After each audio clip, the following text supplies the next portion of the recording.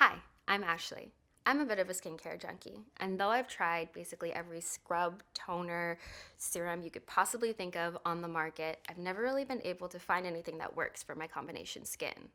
Then one day I was recommended the Dr. Dennis Gross Alpha Beta Daily Peel. See, I do all of my skincare research online, and the reviews on the Universal Daily Peel completely sold me on the product. Now, don't worry, I know the word peel can seem a little bit intimidating, but it's very gentle and it just exfoliates the top layer of your skin. It's just a simple two-step peel. You take step one, and on clean skin, you can apply it to your face, your neck, and your chest. You can also apply it to the back of your hands and your arms. Then let it sit for about 2 minutes. Sometimes you may feel a little bit of a tingle, but that just makes me feel like the peel is really working on my skin. Then you take step two and apply it all over these same areas. The tingling disappears, and voila, fresh, beautiful, bright skin. This product has completely transformed my skin. Everything looks brighter, my pores look smaller, and my skin feels so much softer. I'm so excited for you guys to try it too and fall in love.